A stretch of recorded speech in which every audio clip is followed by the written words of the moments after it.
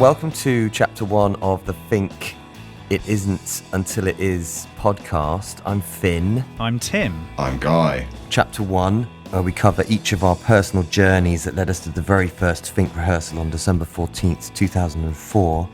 A melting pot of musical influences, of bands both accidental and deliberate, of failed opportunities, victims of own successes, and Brighton reboots. Everyone does a podcast eventually. That's the rule of modern life. It is. It totally is, isn't it? So we've written this kind of retrospective book about the first 10 years of Fink, haven't we? That's right. It's like a triple autobiography. I must admit to you both, I've always wanted to write an autobiography, so this was kind of a dream come true that I was able to, philosophize about my silly life. That's so awesome. I mean, yeah, they say plant a tree, have a child, write a book. So have you planted a tree, Guy? I'm not sure that you have you? I think I have helped to plant it. I didn't do it. Individually. I don't know if shrubbery. I don't think shrubbery counts or hedge. That doesn't count either. I might not have planted a tree, but I certainly tore my garden a new one yesterday, looking for a missing wedding ring. But anyway, I conversely never did want to write an autobiography, but there you go. Here we are. That's good, but it's nice. It's nice that we've been able to kind of lay all this stuff out there on paper, like we have, and. I mean, the early years, this is the first podcast, is the roads that led to the crossroads, that is the Fink moment where we all met. Yeah, chapter 1 is like kind of, in the book, it's like an overview of like where we all were in like 2004 and tracing our lives back. But I don't know if we can go all the way back in the space of a half-hour podcast. We can try. I mean, it's interesting because we were all a similar age. It's quite nice because we started to be aware of stuff at the end of the 70s, but then got really into things in the 80s. And the interesting thing, I suppose, is that certainly I was into slightly different things to you guys. And then we all gradually sort of found that centre ground. That's very true. And, we pop up in each other's stories quite, like Guy, I've known you since 1992. Is that right? That's a long old time, isn't it, mate? Yeah, you're not wrong. I mean, yeah, why don't we talk about how, because it's not necessarily usual for bands to kind of know each other for other reasons before they become a band, is it really? Not at all, no. So we all kind of, our paths actually all crossed quite a few times in the 90s, didn't they, basically? That's right, yeah. I mean, first of all, I suppose would it have been me and Guy first? That's an interesting question. Who met who first? I think it might have been you and Guy. It was you and me. That was February 92. Yeah, you and me meeting was the first. Then we trundled along in various bands together through the ages, and then, mind you, it wasn't that long. I mean, I was probably only I think I was only 18 or so when I met Finn. So it could only have been a matter of 18 months, a couple of years at the most, I would say, Mr. T. Well, I remember it very clearly because I was in a band with my really, really good friend from school called Kimmy, he's a lovely guy, still is a lovely guy. And he is Japanese, and he decided to move back to Japan and go to university there, which essentially meant he was going to stop playing bass for this band, Lunatic Fringe. And I was really pissed off about it. I wasn't happy about it at all. And Tommy, the guitarist, had said, "Oh, man, I've met this guy at my college, and he's got a Carter USM leather jacket, and he's cool and everything. He's going to be our replacement bass player." And I was just like, but I don't want him. I want Kimmy. I want my friend. So the final gig with Kimmy was played at the Rock Garden, that bastion of sort of 80s, that's 90s right. Unsignedness. And we played it was probably an all right gig. And I came off stage and I was confronted by this grinning goon who said to me, "Hey man, I'm going to be your new bass player." And it was Guy. Literally, word for word. That's what I think. I'd rehearsed that speech as well. And Tim looked so disappointed. So he literally looked at me like, "Oh no." Well, to be fair, see no reason for you to have changed that face much over the subsequent 3 decades. I know, it's bad, isn't it? But I do remember also the first time I thought that, oh, hang on, he's actually quite funny. Bless you. Which was when Tommy was playing us some kind of horrible death metal as a sort of like, this is, an example of something. And Guy looked at me and he said, nice cheery tune. That's the sort of song you'd like to take on a picnic. Oh, okay. He has a sense of humour.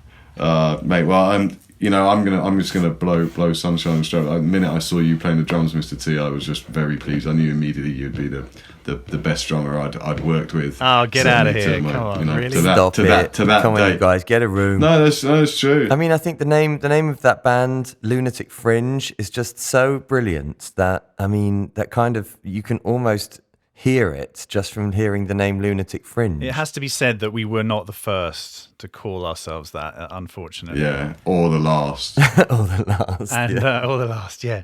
But yeah, it was a funny old band. We knocked around. I mean, I think around that point, JJ, your sister, went to university. Yeah. That would have been... Yeah, 91, 92. I mean, I met Guy for the first time because I was dating his... Actually, I wasn't dating your sister probably when we very first met, because you just came up to see her at college, right? Just to hang out. Yeah, I think you guys were just mates at that point. And I remember Guy just being very, very fresh-faced, but quite spiky. And we'd go to the student union and drink, a lot. It was kind of what you did at college in those days. And I just got to know Guy over the next couple of years. We would go and hang out in his parents' house, and he'd come up to college to see his sister. And I wasn't really into music then. I was obviously really into music as a passion, but not as a kind of, I'm in a band, I want to be in a band, I want to do that thing. I just kind of fell into being a musician, really. When my friend Lee, we clubbed together our student loans and bought a bunch of synths and computers and Ataris and stuff like that, and we're making sort of dodgy ambient techno and mastering it on cassette and then taking it to the club in York and asking the DJ to play it, kind of thing. It's like a classic early 90s rave story, really. He didn't, by the way. Right. he looked at us just to say, that's obviously a no. I'm going to play Nirvana now, like I always do every Tuesday. It was part of the process that was like revealing the fact that making music isn't a dark art. It's not a magical science. You don't have to be Mozart. You just have to actually pick up something, and hit it or plug it in, and you're doing it. Basically, it was awesome. Yeah, but that's the thing. Actually, I remember when I first met you. You did take me into your studio. It was where you and Leah and Rich worked, and I remember you showing me how it all worked. And I had no clue about samplers and loops, and I knew it existed, but I'd never seen it actually done. And when you were showing it to me, it was as much an alien world to me as, at that point I was learning to record working in the studio, I think on reel-to-reel magnetic tape. So computers hadn't even really become a thing in commercial studios at that point. And you were showing me all that stuff, mate, and it was just as abstract a concept to me as, for you at that point in time, the idea of getting a drummer and a bassist and a guitarist and going to a rehearsal room. And I didn't even know that rehearsal rooms existed. Yeah. But you describe in the book one of your rehearsal room moments when you drafted in Leroy. Oh, Backstreet. Yeah, tell us about that. Yeah, that was very exemplary of the time, I think, because it was a kind of smoke. The room smelled of sweat and smoke and kind of metal and links. Yeah, and it was under the railway arches in Holloway. And then we had this ludicrous problem, which I talk about in the book as well, which is that Leroy was a West End singer and actor. So he was working 6 nights a week. Yeah. So we couldn't do any gigs. We couldn't play any gigs. Or any nighttime rehearsals. Yeah, so the gigs were our rehearsals. Yeah, they really were. And it really was a sort of cacophony of waifs and strays coming in and just sort of sitting around and drinking and smoking. And it was fun. It was a good laugh. But goodness knows how we got anything done, like constructive. Maybe we didn't. Maybe that was the point. Was this still the band Lunatic Fringe at this point? Yeah. This was still Lunatic Fringe. And I mean, Lunatic Fringe, like many of the bands I've been in before Fink, it was a sort of compromise between people's music tastes. So, Guy was, you've always been into lots of guitar music, Guy, but you were very much getting into drum and bass at this time. Yeah. And Tommy was really into hip hop. I mean, he was into kind of, I suppose you'd call it alternative hip hop at that time, things like the Far Side and and the crossover stuff of like Suicidal Tendencies and very edgy, spiky, punky guitar stuff. Sure. Whereas I was into Faith No More and so forth, but also I was into the Wonder stuff and Blur song music. Yeah. And then Leroy was into Fishbone and Bad Brains, and there were issues in the creative. I mean, it's all good stuff, but the sum of its parts ends up being a bit confused, I think. Yeah, right. I mean, I think all bands are like a compromise of the members of the band, and unless you're all into exactly the same thing, and then you Yeah. just become essentially a photocopy of that thing that you're all into. Yeah, right. Like when you're in your first metal band and you're all into Metallica, then you'll just sound like a bad version of Metallica. Yeah, true. But even in my electronic band, one of the things about making electronic music in the early 90s was this concept that there was no boss, there was no lead singer, or this is my band. That had been destroyed, along with, you know, drummers, choruses, songs, bass lines. Everything had been wiped out, including who's in charge here. Yeah. Which means, as Flood, our dear friend and producer for the last 3 albums, has said, you know, you kind of need to be a benign dictatorship for this to kind of work. And with my first electronic band at college, we were all exactly equal in as much as we could all use all the same equipment. So we were all bass, we were all drums, we were all, you know, there was no like delegation, Yeah.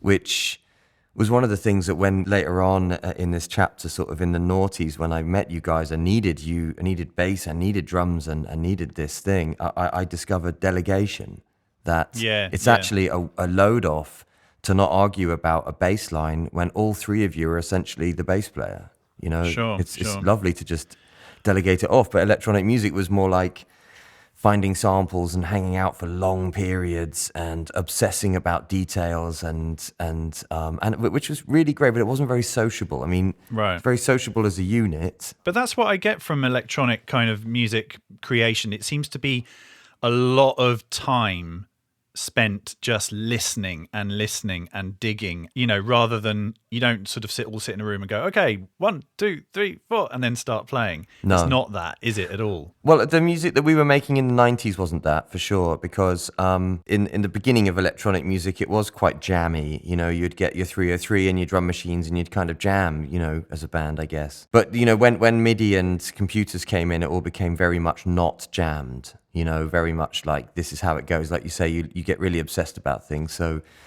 and the computers we were using and the samplers we were using kind of dictated what you could do. Like our first sampler, the Akai 950, had 950K of memory.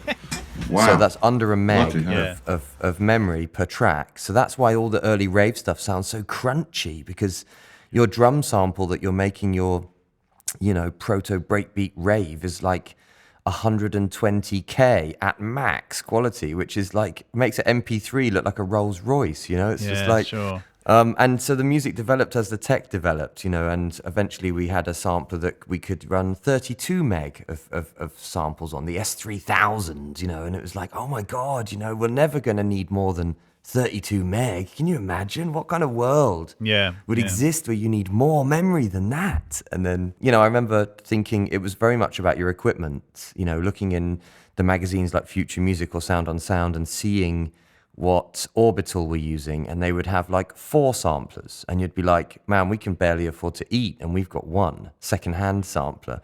And so there was a bit of us and them going on, which I think in a band, in your kind of punky bands, it's a bit different, really. The bass player has a bass, doesn't matter what it is, does it work? The guitarist has a guitar, doesn't matter what it is, does it work? You know, it's kind of a bit more easy to get into it. In a way, it is, yeah. But then it's also very easy to make something that sounds passable, but isn't necessarily extraordinary.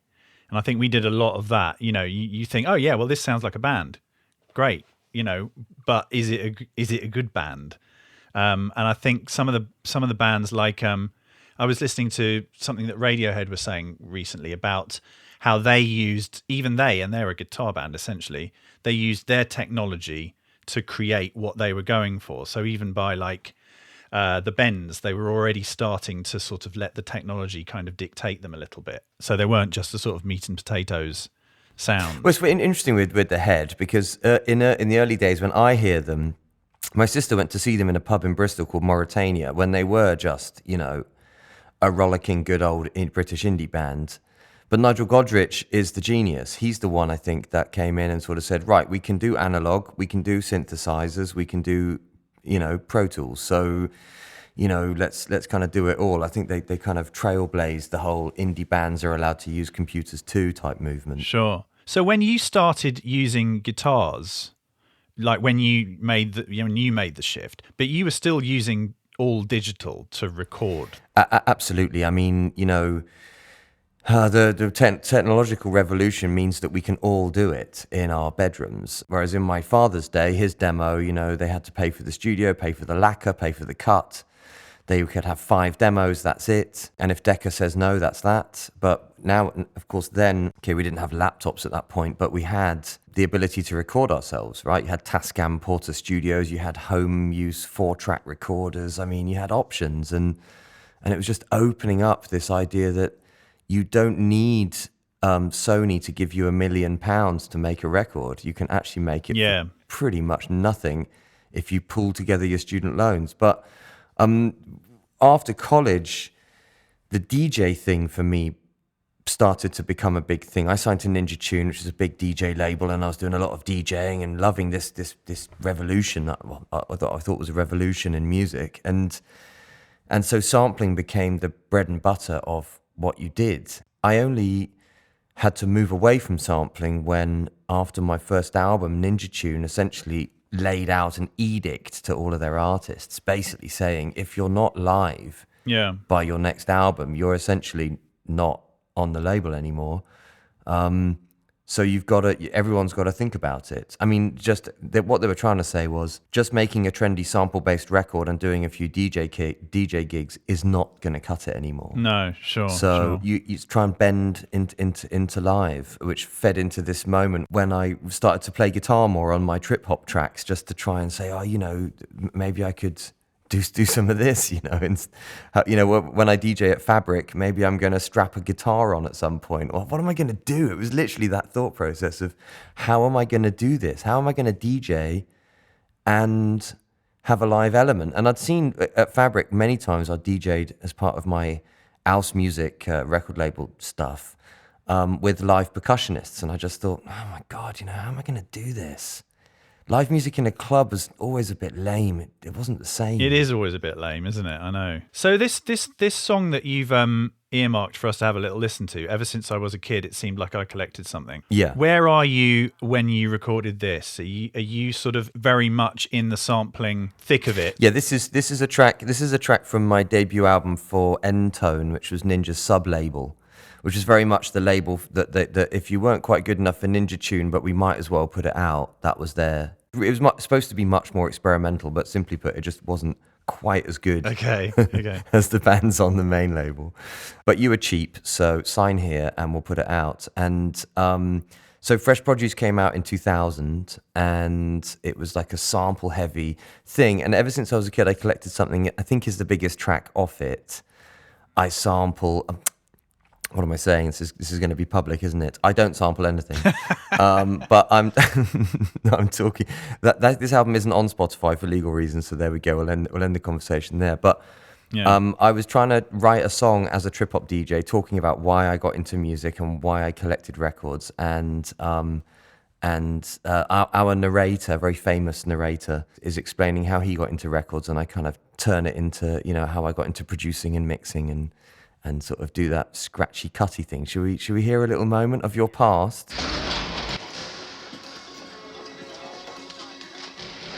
Careful, sweetheart. It's good to have you back. It's good to have you back. It's good to have you back. It's good to have you back. Oh, this takes me back a bit, man. It's good to have you back. It's good to have you back. It's good to have you back. It's good to have you back.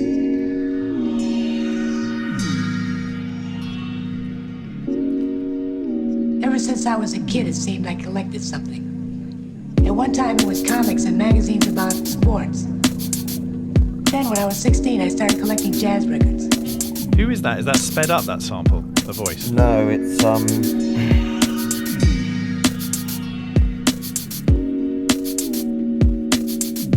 was spending all of my money on records.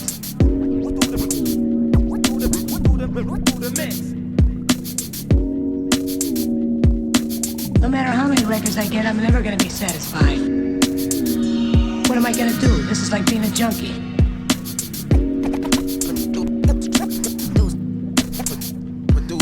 What am I going to do? It's good. I mean, I have heard this before, but... This record collecting. thank you. So No, the narrator is Robert Crumb, the artist, the graphic artist. Robert Crumb. And what I would do is I would video the TV on VHS, and then I would just random stuff, whatever was on that was interesting. Like if there's a documentary on TV about music, I'd video it, and then I'd take that video and play the video and dat it. Right. Anything interesting that I saw on TV, and then I would like sample that rather illegally onto my records. But I mean, I remember playing that record out so much in Cargo and 333 and, like Vibe Bar and, Hoxton Square and Blue Notes and all these trendy DJ hang spots. And, it's just that trip-hop moment was such a good time, man. I really, really loved it. It's funny because I was wandering around the same stamping ground around that time, but I don't know, I just wouldn't have known to encounter you, really. I think I still knew who you were at that point because I'd met you. Maybe we passed in the street in Old Street and you were lugging a guitar around and I was lugging a record box around, and we looked at each other and went, what a loser.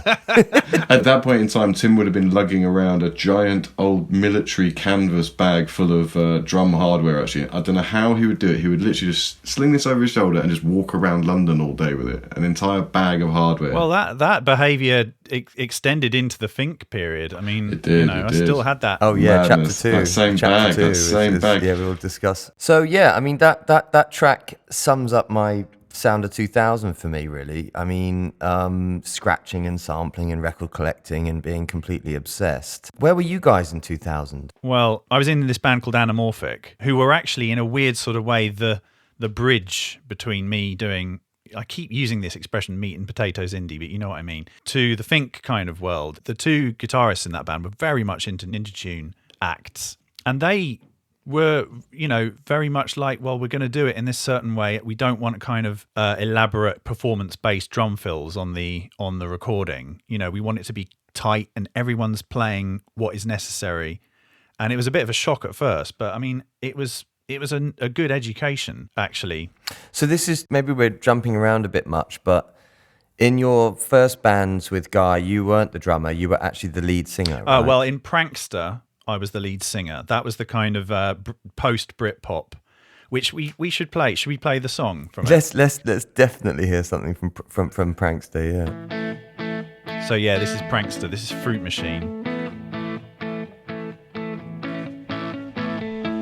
Fruit Machine. One night I met you in a dream. Fruit Machine. You were just sitting in the bar all on your own.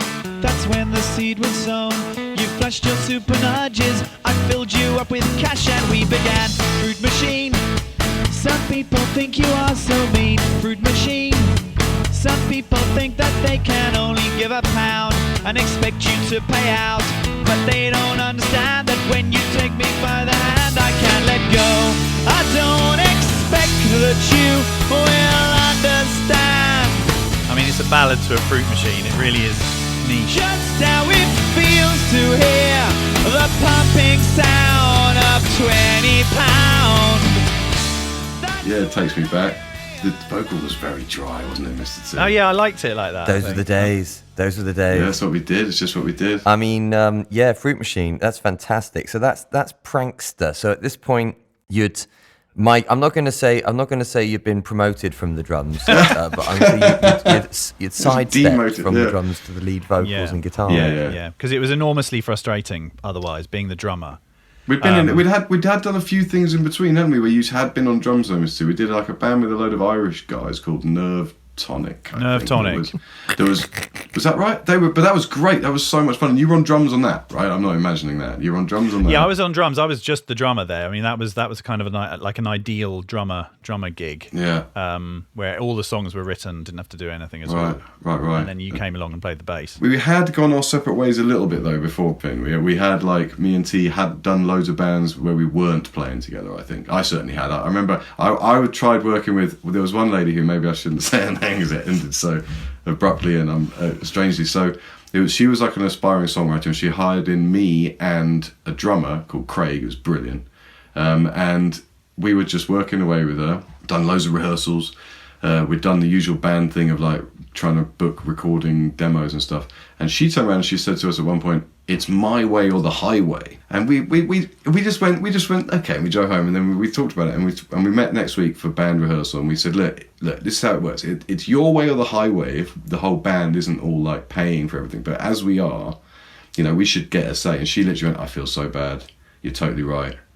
From now on, it'll be all of us, all chipping in, guys, creatively. Everything is all going to be totally 4-way split. It's going to be great. That was it. We never heard from her again. She just switched off her phone and never spoke to us ever again. She ghosted you. She ghosted us instantly. Amazing. Ghosted you, mate. That's a pre-ghost ghosting right there. All of those sorts of bands, you know, we just did so many of the fucking things. I've got to say, it's like Millions. We got to the point where we started, you know, when I first heard from you via Guy, I was really tired and done. I was just like, no more. I cannot do another fledgling band again. I mean, it's interesting you say that because that was definitely the vibe coming back from Guy. Oh, from Guy? Yeah, no, not from Guy, because Guy was like, oh, dude, do you want me to come over and play bass and smoke weed and play PlayStation? I mean, that's a no-brainer. I'll see you on Saturday. But when it was like, dude, you remember that guy that was in that band that you said was a good drummer that I saw that time at that pub, which was awful, but, you know, I didn't really get it, but now I kind of maybe am trying to get it. Maybe he could get involved. And Guy was just kind of like, maybe, but I'll ask him. And it's interesting in the book, you say, you know, you definitely weren't that interested at all in starting again at the bottom of another musical project after a whole decade of essentially starting from scratch, getting halfway around the track, everything, all the wheels fall off, right? Start from scratch, do it again. You just didn't even want to meet for a drink at that point, did you? No, that's right. I mean, it was terrible, really, just to sort of say, well, what's the point in a way? I mean, I'd love to meet and have a chat with anyone, but in a way, it's kind of pointless because you don't know what's going to happen until you get into to the room. But I knew I had something to offer. I knew, because I had the record deal, I had the publishing deal, I mean, none of us knew what we were doing at all at this point, but I just thought, oh, come on, I mean, surely. Well, I must admit, you were unlike anyone I'd had a chat with. So even if I'd said, oh, yeah, I don't want to sit in a bar with someone before playing with them, the chat we had was different. It was just like, okay, this is completely different because you were, as you say, you were coming at it from a completely different angle. You were like, I haven't done much playing, but I've got these bits. I've got the record deal. I've got the manager. I've got, you know, all this experience. So it was immediately intriguing. And that was one of the reasons why immediately there was a kind of spark. There was a momentum, you know, because I thought, okay, well, this is really new and strange and could be really cool, you know. But yeah, I mean, I remember very much thinking, you know, when me and Guy played together, I understood this world. You know, Guy plays bass, it goes into the computer, it comes out bass, sounds really nice, right? That sounds really cool. And we had loads of fun making loads of early demos and you know, playing PlayStation and drinking beers. And it was just kind of like, okay, this reminds me of college. Yeah. But, you know, it's kind of cool. But then the thought of drums all of a sudden, and rehearsals and all of these extra moving parts, I was like, I don't even know. I still don't, to be fair, even know how to set up a drum kit. So, like, that does look like a dark art. It's all like mechanics and you know, architecture and things you have to screw on and things you have to screw off. And gosh, it's such a mystery. It's great. But it was a real sort of strange place to begin your education in that respect, because Scream in Croydon, which was the rehearsal room we used, that was sort of very much a low end of the rehearsal room spectrum. You know, just because I had a record deal and a manager and everything, that doesn't mean I had any budget at all. Any money, yeah, and sure. When you guys sort of said, let's meet for a rehearsal, and you chose Scream, maybe, why did you choose Screaming? I mean, Scream in Croydon, just to put it into perspective, I mean, it's in Croydon. So those that aren't in the UK might not understand how grim that is, but that's pretty grim. And Scream was like a rehearsal room complex, which was basically the conveyor belt of broken dream indie bands, wasn't it, basically? Just like, and on the walls they had bands which you might have heard of that also rehearsed there, but in the rooms you can't afford. Right. Right. which you might maybe one day look into. And room one's got a couch. Yeah. Can you imagine sitting down in a rehearsal room? I mean, our first rehearsal room, I think it was even an L shape. It Yeah. wasn't even a box. It was. Weird. Well, we needed very minimal space. I mean, Tim was stripped down on the drums and he had that comedy floor tom as a bass drum. So it was minimal drum kit, tiny little. If I had a bass amp at all, for the original rehearsals, I didn't use a bass amp at all. I just plugged straight into the in-studio PA. So I'm sure it sounded just unbelievably bad. But we just plugged everything in through like the PA, and Tim had like literally a kick, snare, and hi-hat originally. I think I don't even think he had a ride initially. Yeah. I was just like, in one day, that day, I went from all kind of, yeah, man, I've got this. Yeah, man, I'm a trendy DJ. Yeah, man, I'm all this, I'm all that. And then we rehearsed, and it was so loud and so different and so impossible. And I sounded so bad in a rehearsal room through a Beta 58 and a ropey PA, that I was just, I left that rehearsal room Dejected. kind of pale. And with all the blood rushed out of my ego, just kind of like, holy shit, man. Oh my God. People aren't going to pay to listen to that. What am I going to do? It's funny that, because I realized I did pick that up. Yeah, I definitely picked that up. Like, it wasn't like you were kind of, cross or anything like that, but you just looked like, okay, this is not quite how I imagined it, Well, I thought it was going to be like it is in the studio. Like, everything sounds nice and you got your headphones on and you play and they put a bit of reverb on the snare, and oh my God, no, it definitely wasn't like that at all. But it's interesting since that. I mean, we're kind of skipping into chapter 2 a bit here, but it's interesting that pretty much from that day on, you sort of took that by the horns a little bit and did certain things to make it a bit more like the studio environment you were into. Because I remember very early on, we stuck and we'd never, any band I'd ever been in up till this point had never done this, actually sticking a mic from the studio into the PA, into the kick drum. Yeah, right. And the snare drum, and putting reverb on it. So it sounded, because we were playing fairly lightly as well. Yeah, it was still for sure. quite acoustic. Yeah. So even though it probably didn't amplify the kick drum, but what it did was give it a presence, and give the snare drum a little bit of reverb. So when I clicked it on the rim, it already sounded a little bit more like a kind of commercial product. That was part of what Finn's sound being brought to, like, me and Tim being in dusty, horrible rehearsal rooms. First thing you insisted, Finn was like, right, we've got to have a mic on the kick, and that's like a dance music thing without being able to hear the boom boom boom just a bit. And for us, we were kind of like, mate, that's irrelevant. But you were like, no, it's not. It has to be in there. And that was a crucial sort of change to our sound from minute one. I mean, this was the Crossroads, wasn't it? To maybe bring chapter 1 to a close, where chapter 1 ends with us meeting at Screaming Croydon in 2004, and just it's circling around each other like feral musical, beasts. We were all at these crossroads at this point, right? I mean, basically, Guy, you kind of admitted in the book, okay, you were kind of on the edge of, maybe my bass sits in the corner of my living room and I do something else kind of world. I was definitely in this kind of like, okay, if I can't be a DJ, what the hell am I going to do with my life? Yeah. And Timmy was definitely the kind of, right, I've done pop, I've done indie, I've done punk, right, what am I going to do? What next? Interesting that we all met at this moment, isn't it? Yeah.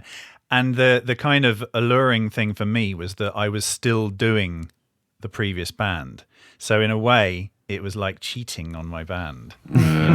It was like, honestly, I've never felt anything like that. It was so. Well, initially when I spoke to you, you were like, dude, I'm in a relationship here. I know, but it was exciting. It was an exciting moment, even if the first rehearsal was, a bit kind of, like I think I said, sort of not particularly auspicious. Yeah. It was terrible. I mean, honestly, it was such an awakening for me. I was just like, okay. I mean, part of being naive and stupid is important to be both of those things in the music business sometimes, just to keep you going and keep you in the game. Yeah. But the thought of being right back at, oh my God, this learning curve is like Mount Everest. Yes. When are these learning curves going to stop? And the good times, when are they going to start to roll?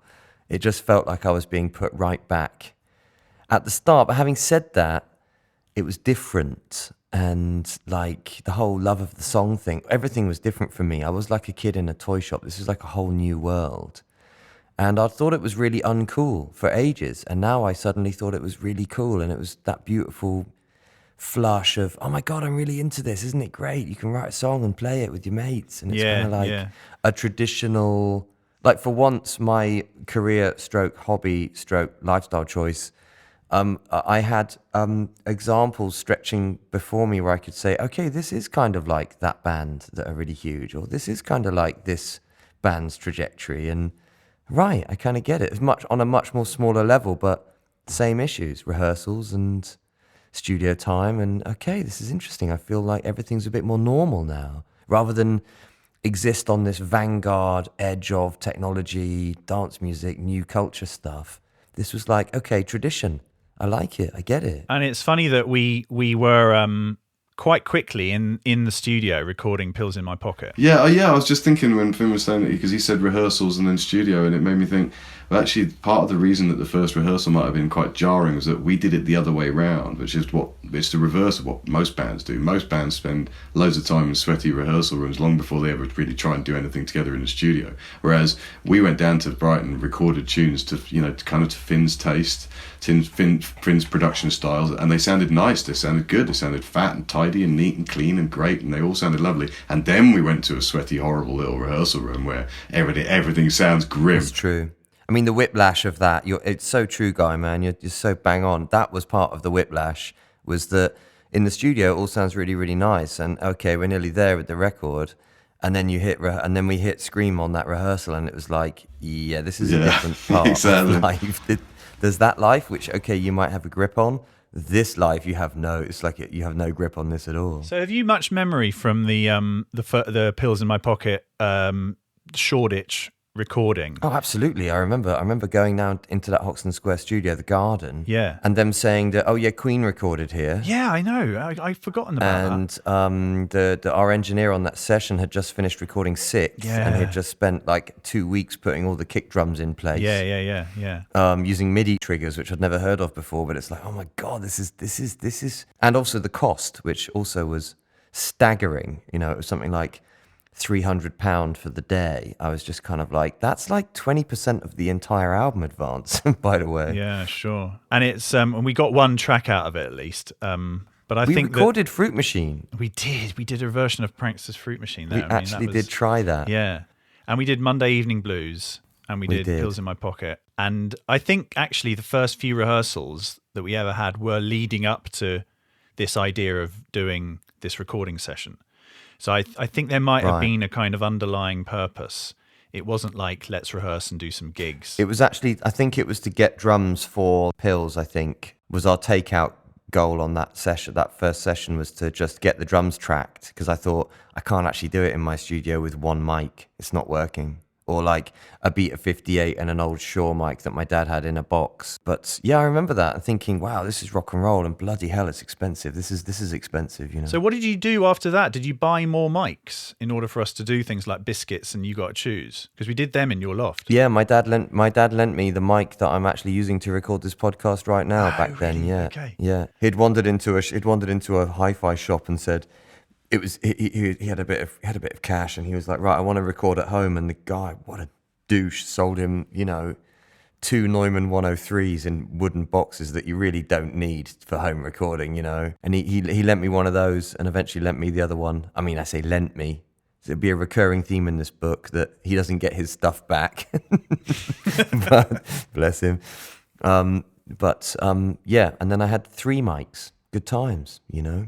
I think I remember you did do it was among your first sort of like get in the old Rover, drive down to GAC together, and you did a whole like just take a sharp intake of breath, walk in and walk back out with, you know, 5 new mics and some mic stands and some cables. And yeah, in the early days when, like as you say, money was too tight to mention, man. Yeah, you did grab a few, but they were basic mics in the early days, weren't they, bro? Yeah, basic, yeah.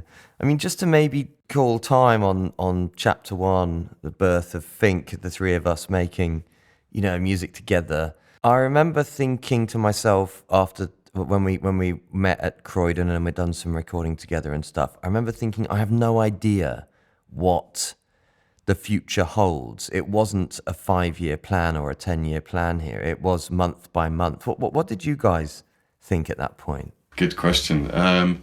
Yeah, definitely month by month. Absolutely, mate. Because as you say, it was, I mean, for us at the time, it was a case of stepping away from day job immediately. As soon as we had the album ready, it became clear that carrying on doing what we were doing was going to be incompatible with being in this band. The first thing I had to do was go on tour for a month. So, explain that to your wife and your day job and everything, But at the point when we were at Croydon at Scream, we hadn't even, finished the record or anything. Did you think it was going to lead to anything, even a record at that point? I felt it was definitely going to lead to a record. So at that point, it was exactly as you say, man, just month to month, just keep on going ahead until the record was finished. But no, I was entirely confident it would lead to a record, and I was entirely confident it would lead to things being different. I didn't know, I couldn't see beyond that first record, mate, obviously, because it's impossible to predict, impossible to think what might happen when you're trying to put these things together, isn't it? All you can focus on is just trying to get the sound as nice as you can and as close to what you want, and it was our first work together, so trying to figure out what we mean by what we say to each other. I like this, I like that, I don't like that, I don't like this, and to what extent you want to hear me tell you I don't like this, and to what extent you want to tell me I like that. All that stuff, man. I think we'll cover our unique codex in the next chapter when we had to learn how to talk to each other. What about you, Timmy? What did you think after that, when we hit Croydon that time? Well, I think that, a couple of things. Firstly, I'd learnt very, very much by this point to not believe any promises that I heard. Not that I thought you were a bullshit artist or anything, but it's just that, with the Not best like now. Well, no, exactly. With the best intentions, I thought maybe it would be something like one of those side projects you sometimes hear about, that people that do, say, maybe one album and it's really cool and everyone likes it for a bit, and then they go off and do something else. So I didn't necessarily think it would be, here's Fink's first record, and then there's going to be a second album, and then a third. I thought it was going to be like, I can't think of any examples of anyone like this, but when people do a sort of cool little specific project, and I was very happy then to be involved in it, and I definitely didn't have that kind of, well, I can't do this at the same time as my other band, because it had that kind of side project feel to it.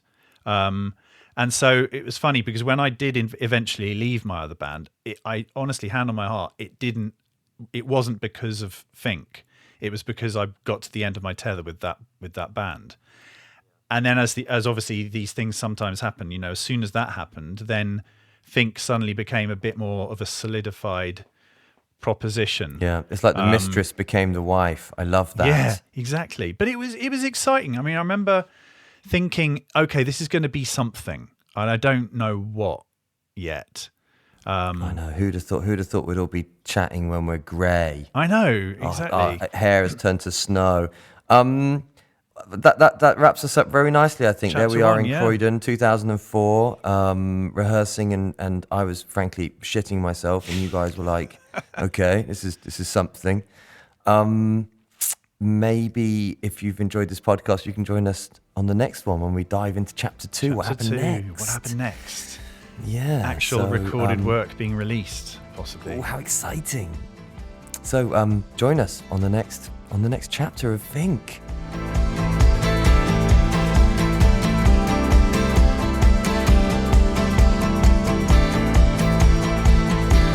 Sitting at the table where it all began for us.